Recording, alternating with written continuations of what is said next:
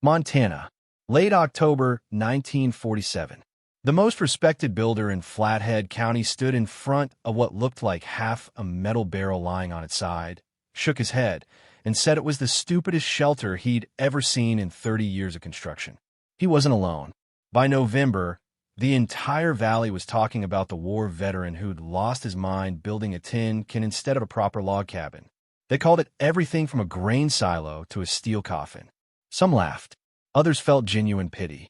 But when January's cold front dropped temperatures to 40 below zero, something impossible happened inside that curved metal shell. 67 degrees warmer.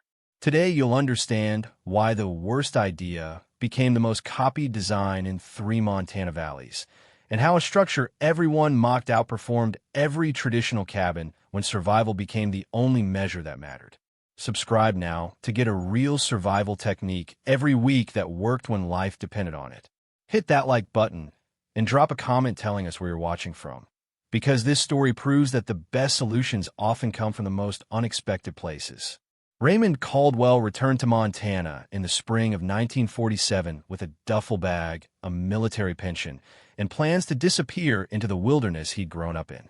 He'd spent 3 years in the Aleutian Islands as a CB construction engineer, building structures that had to withstand winds that could peel corrugated steel like paper and cold that turned diesel fuel to sludge. The valley hadn't changed. Same families, same methods, same cabins, and the same brutal winters that consumed stacks of firewood taller than a man. Raymond bought 20 acres near the Whitefish Range, 4 miles from the nearest neighbor. He had enough pension to buy materials, but not enough to waste on inefficiency. He'd watched too many Montana families burn through 8 cords of wood each winter, feeding drafty cabins that leaked heat through every corner joint and floor gap. The standard method everyone followed was simple: notched logs, chinked with moss and clay, stone fireplace on one end, wooden floor raised on posts, steep roof to shed snow. It looked right. It felt traditional. It had been built the same way for 100 years. It was also thermally catastrophic. Raymond had measured temperatures in traditional cabins during his teenage winters. 72 degrees near the fire, 48 degrees in the corners, 35 degrees at floor level. The heat rose straight up and out through the roof while cold air poured in through the floorboards. Every log junction was a thermal bridge bleeding warmth into the night. The fireplace itself was a heat vampire, pulling more warm air up the chimney than it radiated into the room.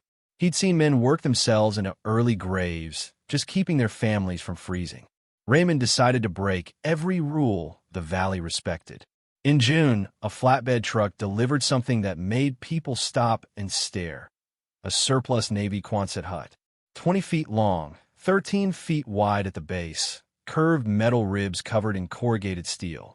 The kind of structure the military threw up in hours for equipment storage or temporary housing in the Pacific Theater. Not a log in sight. The neighbors who saw it assumed Raymond was building a workshop or a storage shed. When word spread that he planned to live in it through the winter, the confusion turned to concern, then mockery. "That's not a cabin," one trapper said at the general store in Columbia Falls. "That's a culvert pipe with a door." But Raymond understood something the traditional builders missed. The Quonset's curved shape eliminated corners where cold air pooled. The continuous arch meant no ridgeline, no peak, no place for heat to gather and escape. Every square inch of interior surface was equidistant from the center, creating a natural convection loop. And most importantly, there were no thermal bridges, no log junctions conducting heat straight through to the outside. The shape itself was a heat trap. He dug his foundation 18 inches deep in a clay hardpan, poured a concrete floor with embedded river stones for thermal mass, and bermed earth 3 feet up the sides of the Quonset. The curved metal shell became a skeleton. Over it, he laid 2 inches of cork insulation salvage from a demolished ice house in Kalispell, then covered everything with a second skin of overlapping cedar shakes. The result looked strange. Organic and industrial at the same time, like a beaver lodge built by an engineer. People didn't know what to make of it. Raymond didn't care what it looked like. He cared that the physics worked. Curved surfaces for convection. thermal mass in the floor to store heat, earth berming to stabilize ground temperature, cork insulation to prevent conduction loss, and a small, efficient rocket stove in the center instead of a massive stone fireplace that would waste half its heat up a chimney. It made perfect sense to him. To everyone else, it looked like a man who'd spent too long in the Aleutians had forgotten how to build for Montana. The Quonset sat on Raymond's land like a question mark in 3 dimensions. By August, the structure was weathertight. The curved shell was insulated, the floor was cured, the door was hung. Raymond installed 4 small windows on the south-facing side, each one strategically placed to capture low winter sun. He built a vestibule entrance, creating an airlock that prevented cold air from rushing in every time the door opened. Inside, the space was surprisingly generous. The arch gave 7 feet of headroom down the center line, tapering to 4 feet at the walls. He built a sleeping loft at one end, suspended from the ribs, which put him in the warmest layer of air at night. Storage ran along both curved walls, and in the center, exactly where the geometry focused heat most efficiently, sat his rocket stove. Not a fireplace, a rocket stove. This is what made the experts furious. A rocket stove is a J-shaped combustion chamber that burns wood so efficiently it produces almost no smoke. Air enters at the base, flows up through the fuel, and creates a self-sustaining draft that burns wood at temperatures high enough to consume the smoke itself. The exhaust gases travel horizontally through a thermal mass bench before exiting through a small chimney.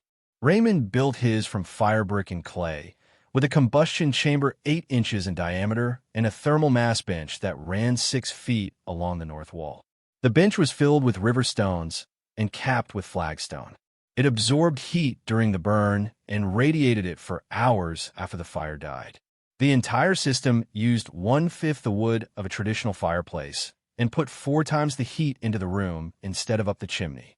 When Marcus Hendren, the most experienced builder in Flathead County, came to see what Raymond was doing, he stood in the doorway for a long time without saying anything. Then he spoke. "This is the dumbest thing I've ever seen a sane man build." Hendren had 40 years of construction experience. He'd built 17 cabins in the Flathead Valley alone, each one a testament to traditional log craftsmanship. He'd learned from his father, who'd learned from homesteaders in the 1880s. He knew what worked, and this wasn't it. "Metal conducts cold," Hendren said, rapping his knuckles on the Quonset's interior wall. "You're living inside a giant heat sink.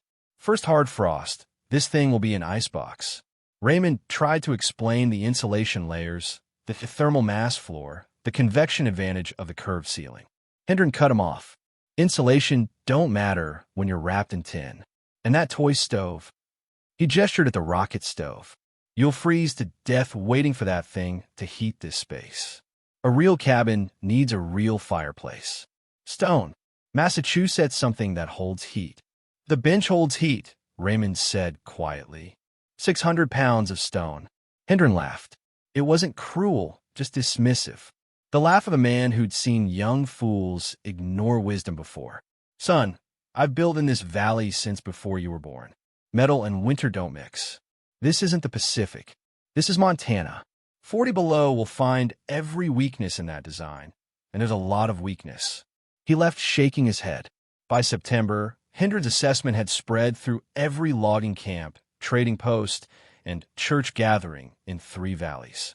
The story grew with each telling. Raymond Caldwell, the war veteran, had built himself a metal coffin. He was going to learn the hard way that modern military ideas don't work in the Montana wilderness. Some people felt sorry for him. Others figured natural selection would handle it. A few called it arrogance. "Real men build log cabins," one sawmill operator said.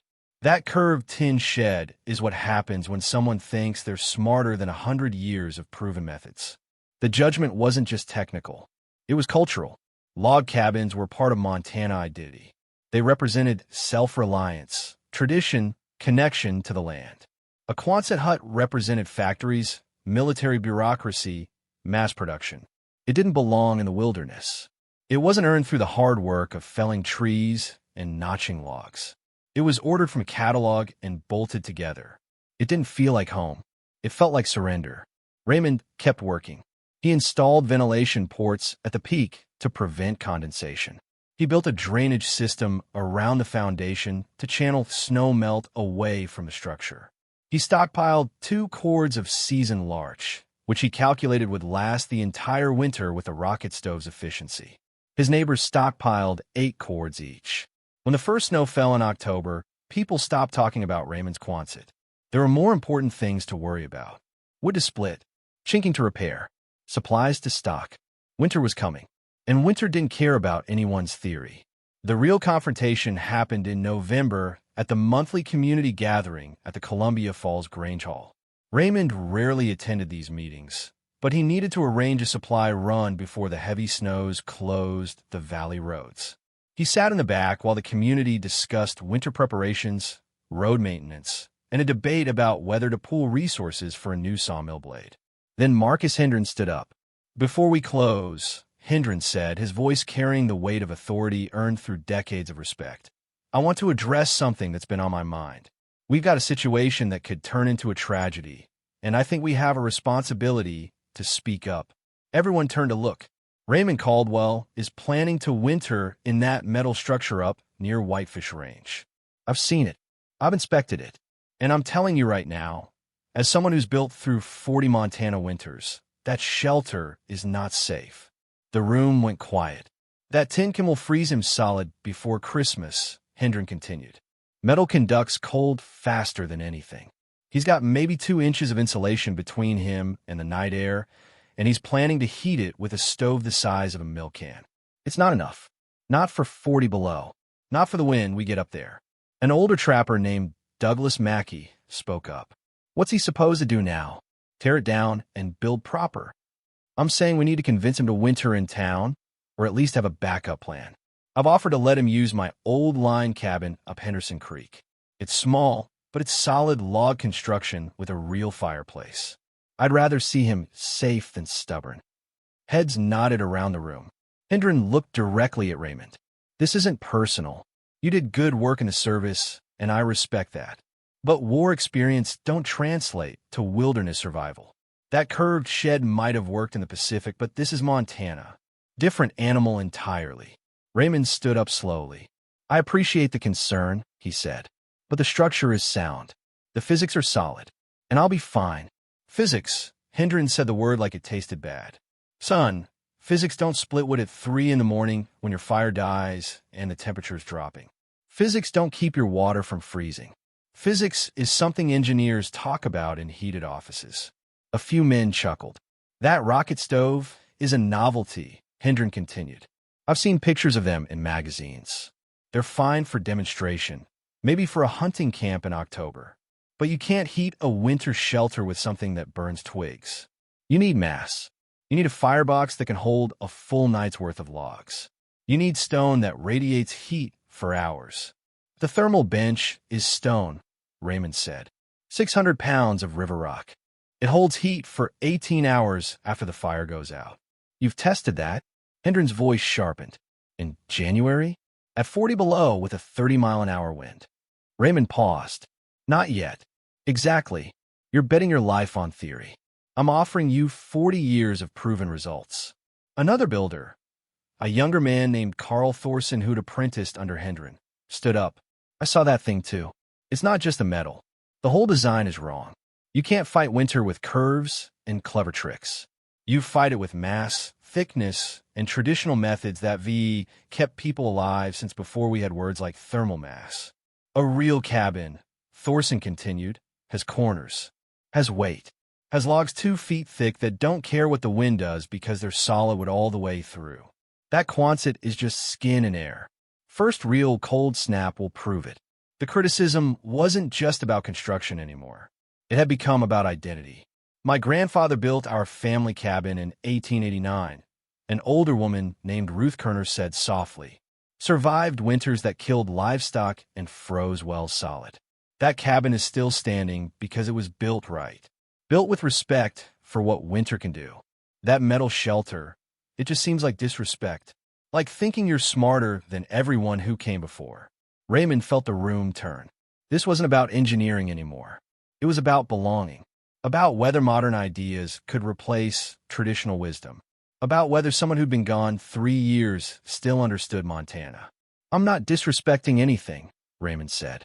"I'm using what I learned to build something efficient. That's all." Hendren's voice softened, but his words didn't. "Efficiency don't mean survival. That's what you haven't learned yet. Winter out here isn't a problem you solve with clever design. It's a force you endure with proven methods. And that structure, son, is not proven." He paused, then delivered the line that would echo through the valley all winter. "That's not a shelter. That's a physics experiment with your life as the test subject. And I've seen enough winters to know how that experiment ends." The meeting moved on to other business.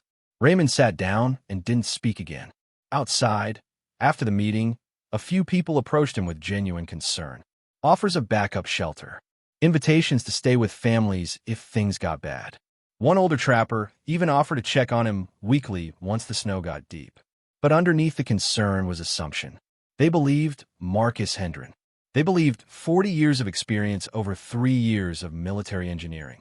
They believed that when the real cold came, Raymond would either abandon his metal shed or pay the price for arrogance. By the first week of December, the story had spread beyond Flathead County. The veteran who thought he could outsmart Montana winter with a tin can and a toy stove. It became a cautionary tale before it even had an ending. People weren't laughing anymore. They were waiting for tragedy. January 1948 started quiet. Cold but manageable. Teens during the day, single digits at night. Raymond's Quonset performed exactly as he'd calculated. The rocket stove burned for 2 hours each morning and 3 hours each evening, bringing the interior to a steady 58 degrees. The thermal bench radiated gentle heat through the night, keeping the temperature from dropping below 45 even when the outside air hit zero. He used half a cord of wood in 3 weeks. His nearest neighbor, Frank Peterson, had burned through a cord and a half in the same period, feeding a massive stone fireplace that consumed logs like a foundry. But January wasn't done. On the morning of January 19th, the sky took on a color Raymond had only seen once before, during a freak storm in the Aleutians. Pale gray-green, like old ice. The air felt dense, compressed, as if something enormous was pressing down from above. The radio in town reported a cold front pushing south from Alberta. Arctic air, they said. Temperatures dropping fast. By noon, it was 8 degrees. By sunset, it was -12. By midnight, -28. And it kept falling. The wind arrived around 2 in the morning. Not the gusty, variable wind of a normal storm, but sustained 40-mile-an-hour push from the north that didn't stop. It found every gap, every weakness, every place where warm air met cold. In traditional cabins, it screamed through floor gaps and around window frames, creating drafts that made candle flames dance sideways. Raymond woke to the sound of wind testing his Quonset's curves. But the curved surface deflected it, sent it flowing over and around instead of battering straight on. No corners to catch. No flat faces to push against. He checked the thermometer mounted inside the door. 52 degrees. He hadn't added wood to the rocket stove since 9 the previous evening. The thermal bench was still radiating stored heat, doing exactly what 600 pounds of stone does when you heat it properly, giving back slowly, steadily, for hours. Outside, the thermometer read -37 degrees. 89-degree difference. And the temperature was still dropping. By dawn on January 20th, the official measurement at the weather station in Kalispell read -42 degrees Fahrenheit. With wind chill, it felt like -70. This was the cold that killed livestock in barns, that froze diesel fuel solid, that turned exposed skin white in under a minute. This was the cold that made old-timers tell stories about the winter of 1886, when cattle froze standing up and entire homesteads went silent. Raymond lit the rocket stove at 6 in the morning. It took 20 minutes to bring the Quonset's interior to 61 degrees. He used 3 pieces of wood. For miles away, Frank Peterson had been feeding his fireplace since 4 in the morning and couldn't get his cabin above 53 degrees. The corners near the floor were 38 degrees. Ice was forming on the inside of the windows. His children slept in the loft, huddled under every blanket they owned, fully dressed. He'd burned through 2 days' worth of wood in one night. The same scene played out across the valley. Families rationing firewood, calculating whether they had enough to last if the cold snap stretched to a week. People wearing coats indoors, sleeping in shifts to keep fires going, watching their carefully stockpiled wood shrink faster than expected. Marcus Hendren's cabin was better insulated than most, built with his 40 years of expertise.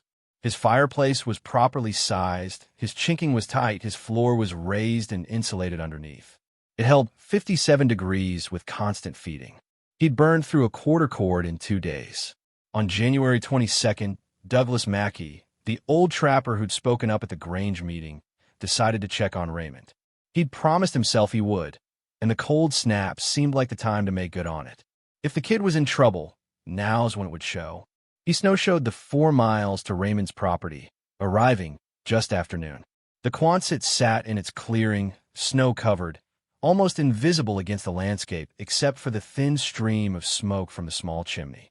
Mackey knocked, expecting to find Raymond huddled near the stove, burning through his wood supply in desperation. Raymond opened the door in a wool shirt and suspenders. No coat. Warm air rolled out of the Quonset like a physical thing. "Douglas," Raymond said. "Come in. Coffee's hot." Mackey stepped inside and stopped. The interior was warm. Actually warm. Comfortable. The kind of warm where you didn't think about cold anymore. "What's your temperature in here?" Mackey asked.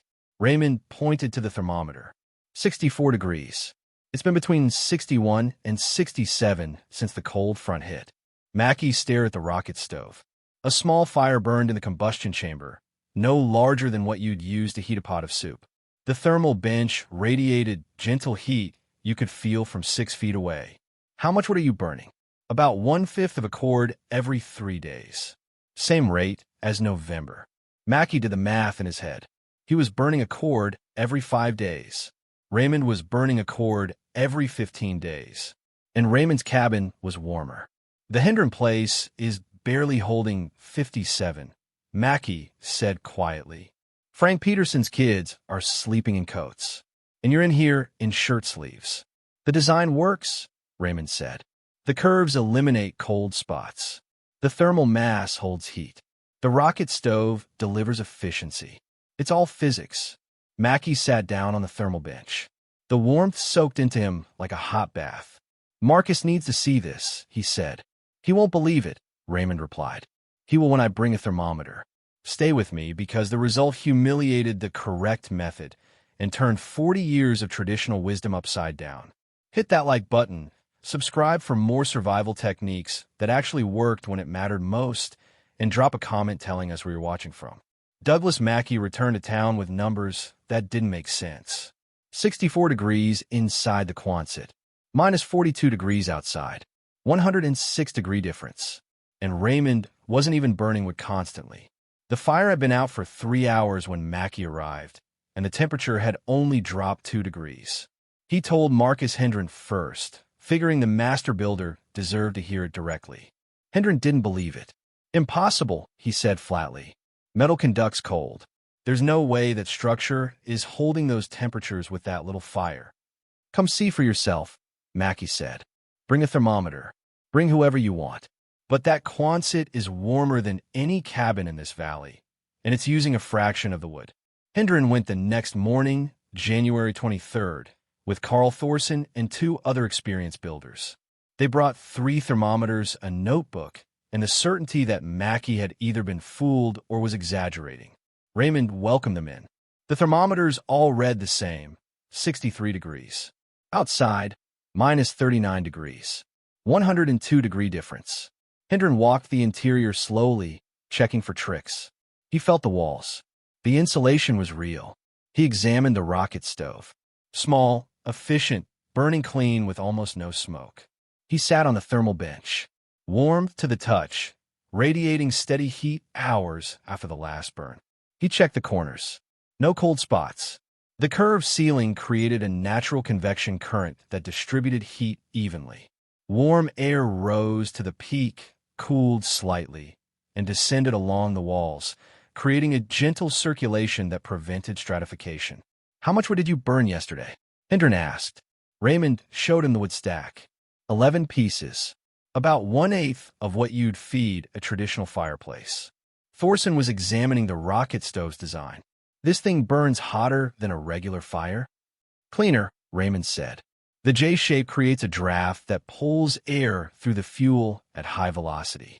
Burns wood at around 1400 degrees instead of the 800 you get in an open fireplace. Hot enough to consume the smoke. Almost complete combustion. "And the heat goes where?" Hendren asked, though he could already see the answer. "Into the thermal mass bench. 600 pounds of river stone. Absorbs heat during the 2-hour burn. Releases it slowly over the next 18 to 20 hours. It's like a battery that charges fast and discharges slow." Hendren sat down heavily on Raymond's handmade chair. 40 years of experience had just been contradicted by a curved metal shed and a stove that looked like a clay toy. "The wood consumption," Hendren said slowly. "If you're burning 1/5 what we are and staying warmer, you're getting about 20% efficiency from your fireplace," Raymond said. "Most of the heat goes straight up the chimney. I'm getting close to 80% efficiency. The exhaust barely has enough heat to create draft by the time it leaves the chimney." The numbers were devastating. Over the next week, as the cold snap continued, word spread. People started measuring, comparing, tracking wood consumption and interior temperatures. The results were consistent and humiliating to traditional methods. Raymond's Quonset, interior temperature, 61 to 67 degrees Fahrenheit during peak cold wood consumption, 1/5 cord per week burn time, 5 hours per day, 2 morning, 3 evening, temperature drop overnight, 3 to 5 degrees Fahrenheit cold spots, none measured draft problems, 0 Marcus Hendren's cabin. Best traditional construction interior temperature, 54 to 58 degrees Fahrenheit during peak cold wood consumption, 1 cord per week burn time, 18 hours per day, constant feeding, temperature. Drop overnight, 12 to 15 degrees Fahrenheit if fire died cold spots. 15 to 20 degrees Fahrenheit colder in corners draft problems. Frequent, especially during wind. Frank Peterson's cabin. Typical construction interior temperature. 48 to 53 degrees Fahrenheit during peak cold wood consumption. 1.2 cords per week burn time. 20 plus hours per day temperature drop overnight. 18 to 22 degrees Fahrenheit if fire died cold spots. 20 to 25 degrees Fahrenheit colder at floor level draft problems. Constant, children sleeping in coats. The most shocking measurement came on January 28th, when the temperature hit minus 44 degrees Fahrenheit with sustained winds of 35 miles per hour. Raymond's Quonset maintained 67 degrees inside. Peterson's cabin, with the fireplace roaring and consuming wood as fast as it could be fed, struggled to reach 51 degrees. 67 degrees inside a metal structure that experts said would freeze solid, versus 51 degrees inside a traditional log cabin burning 5 times the wood. The math was brutal. The physics was undeniable. But more than temperature, it was the quality of life difference that struck people hardest. In Raymond's Quonset, you could sleep without layers. You could wake up without your breath fogging. You could walk barefoot on the concrete floor without your feet going numb. You could cook, read, work on equipment without fighting constant cold.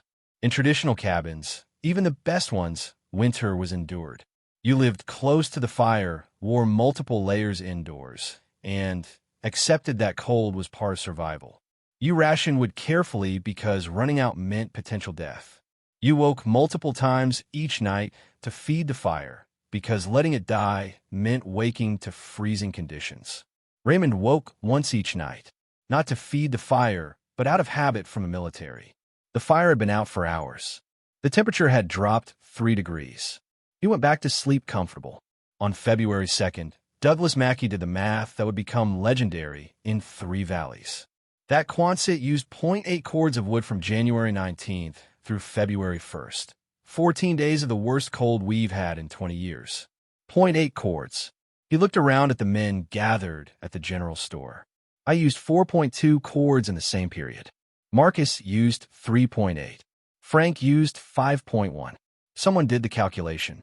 Raymond used 84% less wood than Frank. And stayed warmer, Mackie added. 16 degrees warmer on average. 23 degrees warmer during peak cold. The silence in the store lasted a long time. That's not possible, someone finally said. But it was a weak protest. The numbers were too consistent. Too many people had measured. Too many thermometers had confirmed. It wasn't theory anymore. It was empirical fact. Marcus Hendren, to his credit, didn't make excuses. He went back to Raymond's Quonset 3 more times, studying every detail, taking notes, asking questions. He measured the thermal bench's cooling curve over 24 hours. He observed the rocket stove's burn pattern. He traced the convection currents with smoke from his pipe. On his last visit, he said something that showed the character that had earned him 40 years of respect. I was wrong. About the metal. About the design. About the physics. I built the way I was taught, and it worked well enough that I never questioned whether it could work better. You questioned everything, and you found answers I didn't know existed. He paused at the door. That's not stubbornness. That's engineering. And I'm sorry I called it stupid. Raymond shook his hand. You weren't wrong to be skeptical. You were protecting what you knew worked. I just found something that worked better. The cold snap broke on February 7th, 1948. Temperatures climbed to a balmy 15 degrees. People emerged from their cabins, assessed their wood supplies, and began calculating whether they'd make it to spring without running out. Raymond had a cord and a half remaining. More than enough. Frank Peterson had less than half a cord left, with 6 weeks of winter still ahead. He wasn't alone. Across the valley, families were rationing, sharing, cutting green without a desperation. The Quonset had proven itself in the most brutal test Montana could deliver. 67 degrees warmer than some cabins during peak cold. 84% less wood consumption. 0 draft problems. 0 cold spots. 0 nights waking to feed a dying fire. The stupidest shelter anyone had ever seen had just redefined what was possible. Spring came late to the Flathead Valley in 1948, but when it arrived, something had fundamentally changed. Marcus Hendren showed up at Raymond's property in late March with a proposition. I've got a client in Eureka who wants a cabin built. Young couple, limited budget, but they need something that'll handle winter. I told them I'd build a traditional, but I'm recommending they talk to you first. It was more than a referral. It was an acknowledgement. I'm still going to build log cabins, Hendren continued. There's beauty in traditional methods, and people value that. But for pure survival efficiency, for people who need to maximize warmth and minimize wood consumption, what you've built here is superior. I won't deny that anymore. The young couple visited in April. They chose a modified Quonset design. By May, 3 more families had contacted Raymond. By June, he had requests for 7 structures. The spread wasn't dramatic. It wasn't a revolution. It was quiet, practical adoption by people who'd learned the hard way that efficiency matters more than appearance when survival is at stake. Carl Thorson, who'd called the Quonset skin and air at the Grange meeting, built a hybrid structure for his brother-in-law. Traditional log walls with a curved metal roof and a rocket stove. It combined the aesthetic people wanted with the thermal performance they needed. Douglas Mackey added a thermal mass bench to his existing cabin, retrofitting the concept into a traditional structure. It didn't match the Quonset's efficiency, but it cut his wood consumption by 30%. Frank Peterson, who'd struggled hardest during the cold snap, became Raymond's biggest advocate. I'm not tearing down my cabin, he told people. But if I was building new, I'd do it Raymond's way. My kids were cold all winter. His place was comfortable. That's all that matters. By the winter of 1949 to 1950, 17 structures in the region incorporated elements of Raymond's design. Not all were Quonsets. Some were traditional cabins with thermal mass modifications. Some were hybrid designs. Some were straight copies of Raymond's curved metal shell. But they all shared the same principle. Engineer for efficiency, not tradition. The cultural resistance didn't disappear overnight. There were still old-timers who insisted that real Montana cabins had to be built from logs. There were still people who valued the aesthetic and tradition of notch timber construction. But after the winter of 1948, no one called Raymond's design stupid anymore. The numbers had silenced the mockery. What's remarkable isn't that Raymond built an efficient shelter. Humans have been solving thermal problems for thousands of years. What's remarkable is how completely traditional wisdom had calcified into assumed truth, and how resistant people were to questioning it even when the evidence was obvious. Marcus Hendren had 40 years of experience building structures that worked. They kept people alive. They were beautiful. They connected families to pioneer heritage. But works and optimal aren't the same thing. Raymond didn't disrespect traditional knowledge. He studied it, understood its principles, and asked a simple question: can this be better? The curved shape eliminated thermal bridges and cold spots. The rocket stove maximized combustion efficiency and heat transfer. The thermal mass bench stored energy for slow release. The earth berming stabilized ground temperature. The insulation prevented conduction loss. None of these concepts were new. Thermal mass had been used in European masonry stoves for centuries. Earth berming was ancient. Efficient combustion was understood by anyone who'd ever needed to cook with limited fuel. Raymond just combined them with modern materials and military engineering precision. The result was a structure that outperformed traditional methods by every measurable metric while using a fraction of the resources. That's not luck. That's not novelty. That's what happens when you respect the principles behind tradition without being enslaved to traditional methods. The Quonset itself stood for another 32 years. Raymond lived in it until 1964, when he built a larger home for his family. But he kept the original structure maintained, using it as a workshop and guest cabin. Visitors always commented on the same thing. Stepping inside felt like entering a different climate zone. Even with no fire burning, the thermal mass and insulation kept interior temperatures remarkably stable. In 1980, a University of Montana engineering student wrote his thesis on vernacular cold climate architecture in northwestern Montana. He documented 17 Quonset-style structures and 43 traditional cabins with thermal mass modifications, all traceable back to Raymond's 1947 design. The conclusion was simple. Caldwell's innovation reduced winter heating requirements by an average of 72% compared to contemporary traditional construction, while improving thermal comfort and reducing labor. The design's adoption rate correlates directly with exposure to empirical data during the 1948 cold snap. In other words, people believed the numbers when they couldn't deny them anymore. Raymond Caldwell passed away in 1993 at the age of 74. His obituary in the Flathead Courier mentioned his military service, his family, and his work as a contractor. But locals remember something else. They remembered the winter when a war veteran proved that the stupidest shelter anyone had ever seen could be 67 degrees warmer than traditional cabins, using 1/5 the wood, because he understood that the best solutions often come from questioning everything everyone assumes is settled truth. He wasn't being stubborn. He was being practical. And sometimes, practical looks crazy until it proves itself undeniable. Which part of this solution would you apply to your home today? Drop a comment below and tell us where you're watching from. If you want more survival techniques that actually worked when life depended on it, hit that subscribe button and like this video. These stories prove that sometimes the wisdom of the past needs the engineering of the present to reveal what's truly possible. Educational note: this narrative is a historical dramatization based on documented principles of thermal mass, rocket stove efficiency, and vernacular architecture. Specific technical claims reflect period-appropriate engineering understanding. Any construction project should comply with current building codes and safety standards. This content is for educational and historical interest, not professional construction advice.